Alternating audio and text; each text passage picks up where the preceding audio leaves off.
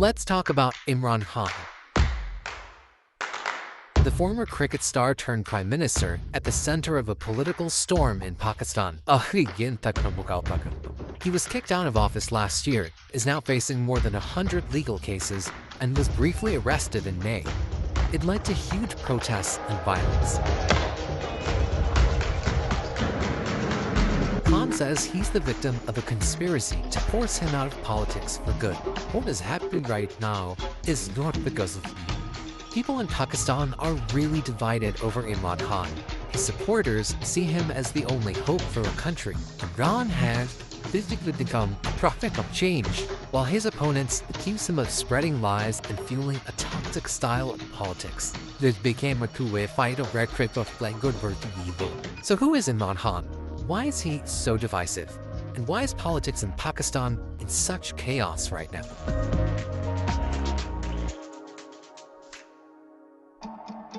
First off, let's run through Imran Khan's backstory. He was born into an upper-class family in Lahore and went to an elite high school.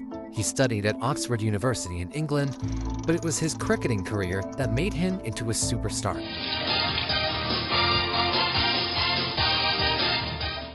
In 1992, he led Pakistan to its first and only World Cup victory, and then retired from the sport. He's easily the greatest Pakistani cricketer of all time, a very glamorous cricketer too. That glamour, of course, brought him to the attention of high society in London. In the early 90s, he was hanging out with rock stars and royalty and married a British aristocrat.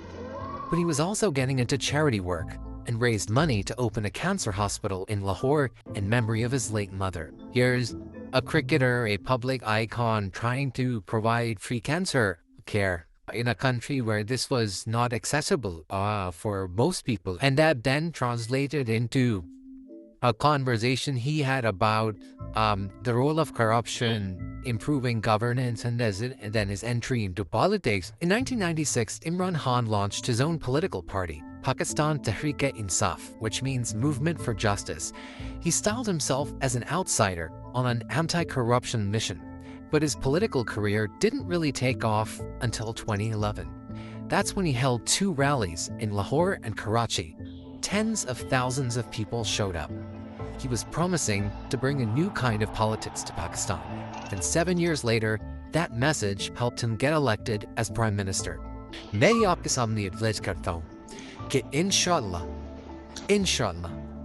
यह एक बिल्कुल अब मुख्तलिफ किस्म की पाकिस्तान में governance देखेंगे. Now, until Khan came on the scene, Pakistani politics was dominated by 2 parties and 2 families. The Bhutto family, which is linked to the PPP, and the Sharif family linked to the PMLN. That's the party of the current Prime Minister, Shehbaz Sharif. For years, the 2 sides have been alternating in power, a pattern that Khan was determined to break, to demolish what he called the grip of dynastic politics in Pakistan. He's very popular among young Pakistanis who do not see the old guard as being representative of their ambitions and aspirations. He's also popular among middle and upper middle and elite classes. They are of the view that Pakistan has been harmed by the politically corrupt elite for too long, and Imran is our hope. Now, there's another layer in Pakistan's politics that you need to know about, and that's the military.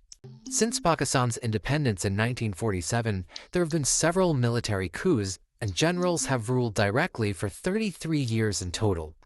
But when there's been a civilian government, the military still plays a big role behind the scenes. They have like such a strong, influential and meddling thing going on that no government in Pakistan really gets spawned without their involvement.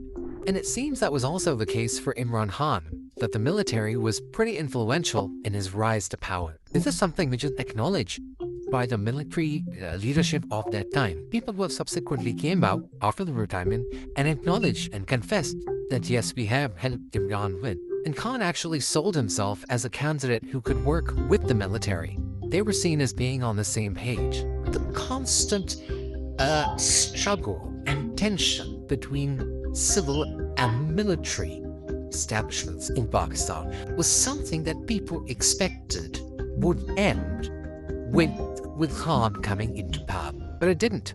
Here's what happened. So it's 2018, and Imran Khan's just been elected prime minister.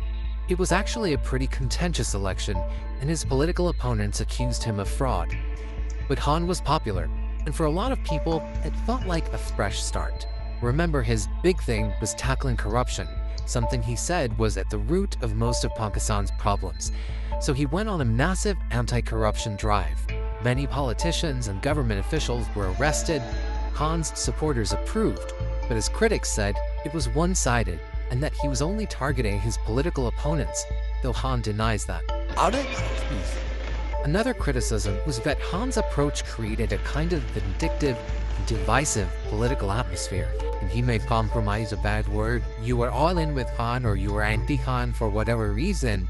That was the conversation. Khan brought with him an extremely divisive, and some would say hateful style of politics. Much of that reflected in the language that he used, haranguing his opponents and accusing them of being thieves and crooks. सिर्फ हम जिससे मफाहमत कभी नहीं करेंगे वो लोग हैं जिन्होंने पाकिस्तान की अवाम का पैसा चोरी करके मुझसे बाहर लेके गए. Now, the economy was a big issue when Khan was prime minister. He inherited a lot of problems, including a major debt crisis, and he had to deal with COVID too. But the bottom line was that living conditions for most Pakistanis didn't improve under Khan. Inflation soared and the value of the currency fell. As the economic stress mounted, people sort of began questioning, what this hope and change mantra was all about. And I think that began to then erode its popularity. Overall, your democratic, your even rights, these things were being impacted. Politicians were thrown in jail, things like that. But economy will also be impacted. And along with these things, Imran's relationship with military also started trenching. Now, it's hard to know exactly how Khan's relationship with the military broke down because this is behind-the-scenes kind of stuff. But strains developed after a couple of years with Khan as prime minister. It seems the military wasn't happy about the way things were looking. The economy was in bad shape. And on foreign policy, Khan seemed to be going his own way with a more anti-Western approach. There was a reported disagreement too over the intelligence chief, who was supposed to leave his job after 3 years as per military policy, but Khan wanted him to stay. It was kind of a straw that, if not broke the camel's back, it really made things irreparable from that time on. It's always been a marriage of unequals. Every time a politician or a political party has allied itself with Pakistan's military, they always get hurt by it. By 2022, it seemed pretty clear that the military was pulling their support from Khan by standing back so the opposition parties could go after him. Those parties held a no-confidence vote in parliament. Khan lost, and Shehbaz Sharif replaced him as prime minister. So what's happened since then? Well, Imran Khan's been fighting back against what he says was a conspiracy to remove him from power. He used to claim, when he was being asked approached to it, that there was an American conspiracy. Within a few months, Khan's tune had changed. It has moved from a conspiracy hatched abroad to a conspiracy hatched at home. He has also singled out the serving army chief as having some kind of personal grudge against him. He's held huge rallies all across Pakistan. At one of them, he was shot in the leg, and he says it was an assassination attempt. Now, Khan's been calling for a general election, and under the constitution, that has to happen by October at the latest. But Khan says his opponents are using a mountain of legal cases, more than 100, to try to exclude him from running. Every other day, there's some sort of case which comes up at a court appearance. They include all sorts of allegations, from corruption to terrorism, even attempt to murder.